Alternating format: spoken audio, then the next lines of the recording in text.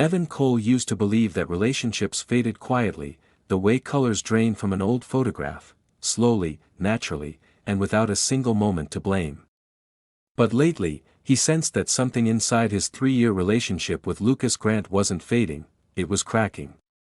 Little pieces fell away each day, missed dinners, half-hearted conversations, and evenings where Lucas came home late and collapsed on the couch without looking at him. Still, Evan tried to convince himself it was normal.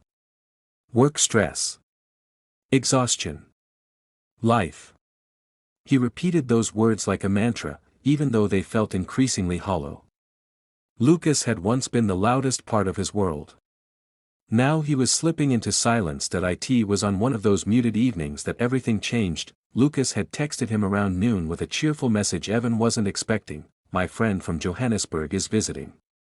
I want you to meet him tonight." The sudden enthusiasm surprised Evan. Lucas rarely invited people over anymore. He barely invited himself into the relationship these days, but Evan agreed. He cleaned the apartment, set the table, and waited. When the door finally opened, Lucas stepped in first, followed by a man whose presence seemed to fill the hallway instantly: Kairo Mbele, tall, confident, and carrying an easy warmth that softened everything around him.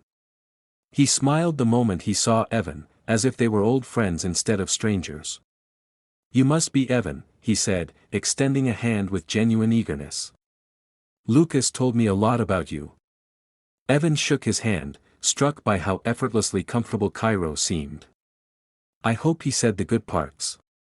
Kairo laughed, deep, melodic, and disarming. "Only the good parts. Mostly how patient you are with him." Lucas playfully rolled his eyes, but even that felt unusual.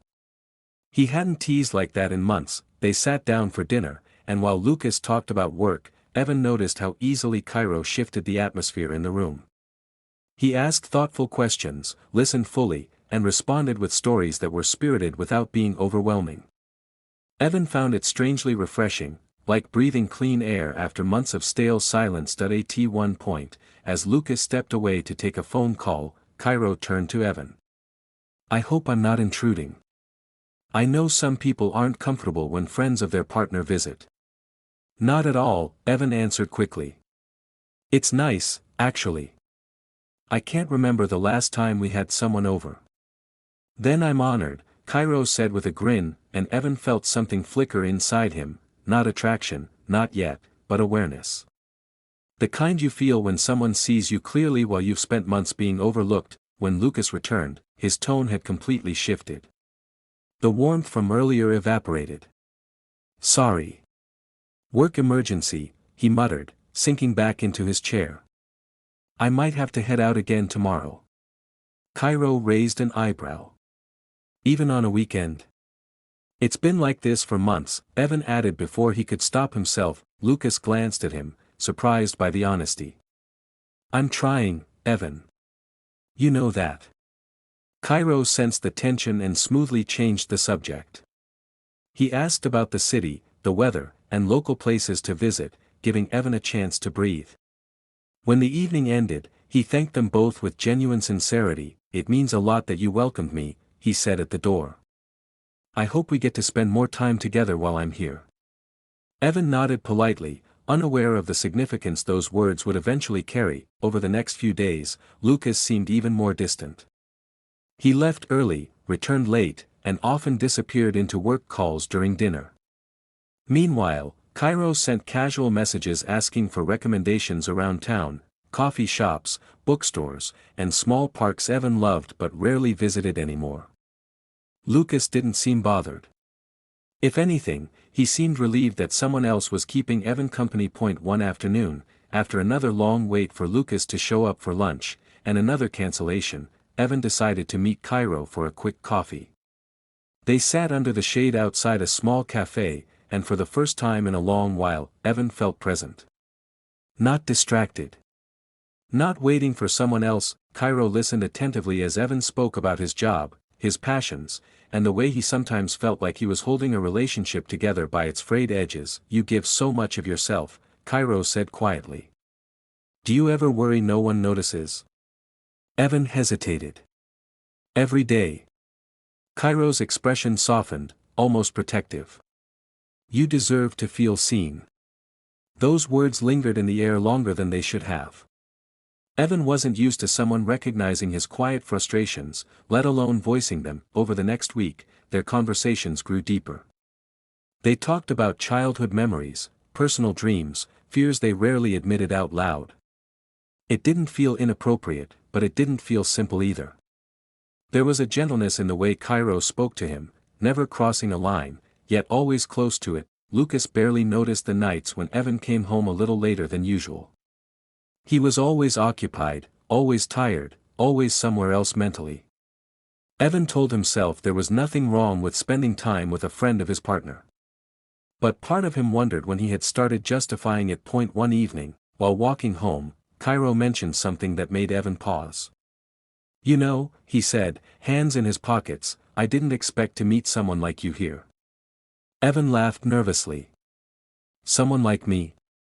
Someone kind, Kairo replied. Someone who listens. Someone who feels deeply. The honesty in his voice unsettled Evan. It was too sincere, too revealing. They stopped beneath a street lamp, and for a moment, the world went quiet around them. Kairo's eyes held his, not with pressure, not with intent, but with an intensity Evan didn't know how to look away from. He swallowed, unsure of what the moment meant or how to break it. Then Kairo exhaled softly and stepped back. I'm sorry. I didn't mean to make you uncomfortable. You didn't, Evan said, though he wasn't entirely certain. They continued walking, but the silence had changed.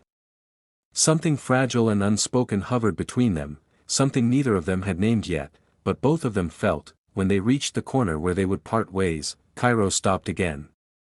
Evan. I hope you know I respect you. Whatever this is, friendship, connection, I don't want to ruin anything. Evan nodded, grateful and conflicted. I know. But as he walked away, the weight of Kairo's gaze stayed with him like a shadow. He felt it even after he reached his apartment door, even after he stepped inside and found Lucas asleep on the couch, still holding his phone. Something had shifted. Something he couldn't undo, and though he didn't fully understand it yet, Evan sensed the truth settling in quietly. Kairo hadn't crossed any lines yet, but one more moment like that, and everything would change. Evan Cole woke the next morning feeling strangely unsettled, as if a door inside him had opened without his permission. He tried to shake the feeling off while making breakfast, but the memory of Kairo Mbele's gaze under that street lamp stayed etched in his mind. It wasn't romantic, not officially. It wasn't dangerous, not yet. But it was something Lucas Grant had never noticed anymore: attention. And attention, given at the right moment, could alter the shape of a heart. Lucas stumbled into the kitchen, half awake, barely glancing at Evan. Sorry about last night, he mumbled, rubbing his forehead. I had a late call. It's okay, Evan replied, though he wasn't sure if he meant it anymore. Lucas grabbed a piece of toast, typed a few emails, and left with a rushed kiss on Evan's cheek that felt more like a habit than affection. The door closed behind him, leaving the apartment in a hollow quiet that made Evan's chest tighten. By noon, Kairo messaged him casually, heading to the museum later. Want to join? Evan hesitated, aware of the thin line he was approaching. But Lucas hadn't replied to his morning text, and Evan was tired of waiting for affection that no longer came. Sure, he typed back. The museum visit felt natural and harmless at first. They walked through echoing hallways surrounded by sculptures and canvases, speaking softly as if sharing secrets with the walls. Kairo explained the South African artists he admired, his experiences growing up in Johannesburg, and the mentorship programs he supported. You care a lot, Evan said, genuinely impressed. What's the point of life if you don't? Kairo replied simply. They paused in front of a large abstract painting, bold blues and fractured lines. Kairo tilted his head. What do you see? Evan studied it slowly. Something broken that's still beautiful. Kairo turned to him, not the painting. Exactly. It was a small moment, but it struck Evan harder than he expected. He had spent years trying to appear whole, but Kairo saw something deeper, something Evan didn't talk about. Even with Lucas. As they moved through the gallery, their conversations shifted into more delicate territories: regrets, mistakes, the exhaustion of being emotionally responsible while receiving little in return. Kairo listened, not just politely, but intently, with a quiet seriousness that made Evan feel valued. When they stepped back into the sunlight outside, Evan realized 2 hours had passed like minutes. "Thanks for coming with me," Kairo said. "I feel like you understand things most people overlook." Evan smiled awkwardly, not knowing what to do with the warmth in his chest. "I just listen." "Not just," Kairo said. "You care." "That's rare." The compliment lingered longer than it should have. That evening, Lucas arrived home unusually early. Instead of greeting Evan with a smile, he walked straight to the kitchen, tense and impatient. "I heard you were with Kairo today," he said without turning around. Evan blinked. "He told you?" "Yeah." Lucas exhaled sharply. "I didn't realize you two were hanging out this much." "We just went to the museum," Evan explained calmly. "You were working." "I didn't think it'd matter." Lucas finally turned, annoyance flickering in his eyes. "It's not about permission. It's just, you barely spend time with me these days." Evan felt a sting of disbelief. "Lucas, you're barely home. And when you are, you're exhausted or on your phone."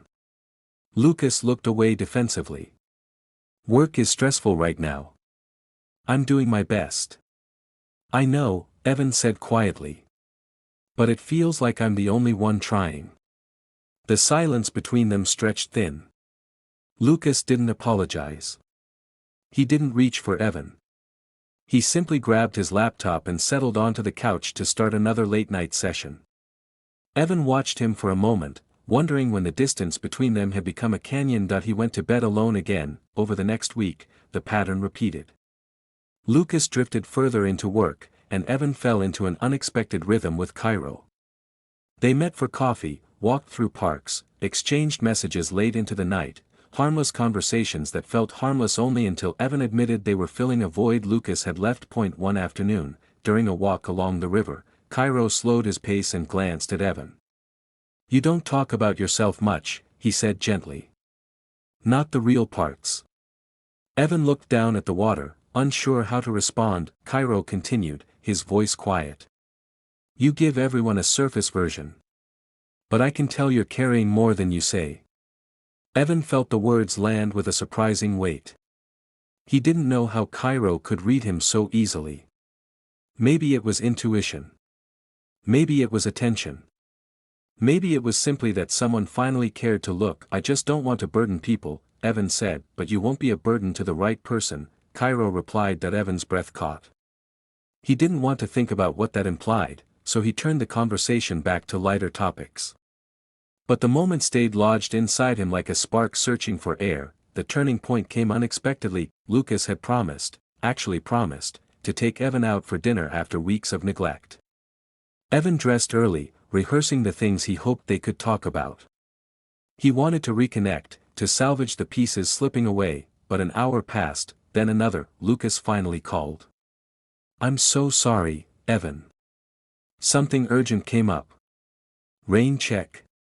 Evan stared at the wall, disappointment settling over him like a cold shadow. "Yeah. Sure." After hanging up, he sat alone at the quiet table he'd set for two. The unlit candles mocked him. The silence pressed in, then his phone buzzed. "Kairo, you okay?" Evan hesitated, then replied, "Not really." Kairo answered almost instantly. "I'm nearby. Want some company?" Evan didn't answer right away. He understood that this moment, this decision, carried weight. But loneliness can be persuasive, and emotional exhaustion can blur borders. He finally typed, "Yeah. Okay." Within 20 minutes, Kairo arrived. Not with judgment, not with pity, but with calm presence. They sat on the balcony, listening to the night breeze. Evan explained what happened, trying not to sound bitter. "You deserve better than broken promises," Kairo murmured. "It's not that simple," Evan insisted, though he wasn't sure he believed it. Kairo looked at him with sincerity that made Evan's heart falter. "Maybe not. But you deserve someone who shows up." The air thickened. Evan felt something pull between them, gentle but unmistakable. He stood, needing distance, but Kairo rose too, stopping a few steps away.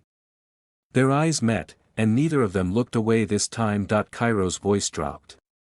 Evan. I don't want to confuse you. But I can't pretend I don't feel something growing between us. Evan's pulse quickened. The truth was too close, too raw. Kairo, he whispered, I'm still with Lucas. I know, Kairo said. That's why I've held back. But I can't keep pretending I don't care. The honesty unraveled something inside Evan, something fragile and unguarded. Before he could respond, Kairo stepped back, giving him space, giving him breath. I'm not asking for anything, he said softly. I just needed you to know. Evan felt both terrified and strangely relieved. Someone saw him. Someone valued him. Someone had noticed what Lucas had forgotten. The night ended quietly, but nothing about it felt simple anymore. As Kairo left, Evan realized the truth with startling clarity. The line between them wasn't just thin, it was already bending, and one more moment, one more quiet night like this, would break it entirely. The night after Kairo's confession, Evan Cole barely slept. His thoughts tangled restlessly, circling the same truth he tried so long to avoid. Something had shifted in him, and pretending otherwise felt like lying to himself. He spent hours staring at the ceiling, listening to the silence of the apartment he once believed symbolized stability. Now, the silence only reminded him of how much he'd missed being genuinely heard. When dawn finally arrived, Lucas Grant still wasn't home. He had messaged only once, working late. Don't wait up. Evan didn't reply. He didn't know what to say anymore. By mid-morning, Kairo Mbele sent a single message, I'm here if you need anything. Evan stared at it for a long moment but didn't respond. He wasn't avoiding Kairo, he was avoiding the part of himself that wanted to answer immediately. He spent the day cleaning, pacing, and trying to rehearse a conversation he knew would be painful. He owed Lucas honesty. He owed himself honesty too. When Lucas finally walked through the door in the late afternoon, he looked exhausted, hair disheveled, shirt wrinkled, eyes carrying dark circles. He dropped his bag onto the couch and sighed deeply. Hey, Lucas said. Sorry I got home so late. Evan didn't answer right away. He waited until Lucas finally looked at him, sensing something was wrong. The moment their eyes met, Lucas's expression shifted from tired to wary. What happened? Lucas asked quietly. Evan inhaled shakily. We need to talk. Lucas sat down slowly, as if bracing for impact. Okay, talk to me. Evan took a deep breath. I need to be honest, even if it hurts. Something happened. Not physically. Not that. But emotionally. Lucas's jaw tightened. With who? Kairo. Lucas closed his eyes for a long, heavy moment. I knew it, he whispered. I could feel something was off. Evan swallowed hard. Nothing inappropriate happened, Lucas. But I crossed a line inside myself. I didn't mean to. You let him get close, Lucas finished, his voice strained. Closer than me. Evan didn't argue. It was the truth. Lucas stood abruptly and paced the living room, running a hand through his hair. How long has this been going on? Not long, Evan said. And I tried to ignore it. But you've been distant for months. I kept trying to hold everything together, and I guess I let myself feel seen by someone who actually noticed I was hurting. Lucas stopped pacing and looked at him with real pain in his eyes. So it's my fault? No, Evan replied softly. It's not about blame. It's about what was missing. Lucas sank back onto the couch, defeated. I've been drowning at work, Evan. I know I pulled away. But I thought you understood why. I did, Evan said. But understanding doesn't erase loneliness. The room filled with a suffocating silence, thick with unsaid fears and unspoken regrets. Lucas leaned forward, elbows on his knees, hands clasped together tightly. Do you feel something for him? Lucas finally asked, his voice trembling despite his attempt to hide it. Evan hesitated, because lying now would only cause more damage. I don't know what I feel. But something inside me responded to him. And that terrifies me. Lucas stared at him, as if searching for the version of Evan he used to know. Do you want to be with him? Evan shook his head slowly. This isn't about choosing him. This is about realizing how lost I've become in this relationship. Lucas exhaled shakily, shoulders sinking. I didn't think it was this bad. Neither spoke for several moments. Evan could almost hear time splitting between the past they had built and the uncertain future rising in its place. Finally, Lucas whispered, so what now? Evan felt the weight of the question settle deep in his chest. I think I need space. Not just from you. From everything. To figure out who I am right now. Lucas's eyes glistened, though his voice stayed steady. Are you leaving? For a while, Evan said. I'm not running to Kairo. I'm stepping back so I don't make choices out of confusion or pain. Lucas nodded slowly, as if accepting a truth he couldn't change. I wish I had noticed sooner. I wish we both had, Evan replied. They shared a moment of quiet understanding, two people who once loved each other fiercely, now standing at the intersection of heartbreak and acceptance. Later that evening, Evan stepped outside for air, needing distance from the emotional ruins inside the apartment. He walked aimlessly until he reached a quiet corner near the park. He hadn't told Kairo anything yet, but as soon as he sat down on a bench, he heard footsteps approaching. Kairo stood a few feet away, hesitant. Your message sounded serious. Are you okay? Evan looked at him with tired eyes. Lucas knows. Kairo's expression shifted from concern to guilt. Evan. I never wanted to cause trouble between you two. You didn't, Evan said. The cracks were already there. You just made me see them clearly. Kairo stepped closer but kept careful distance. What happens now? I'm taking time away, Evan replied. From both of you. Kairo looked surprised. From me too? Evan nodded. I need clarity.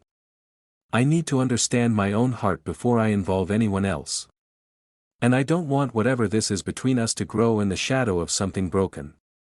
Kairo exhaled softly, respect evident in his eyes. I understand. Truly.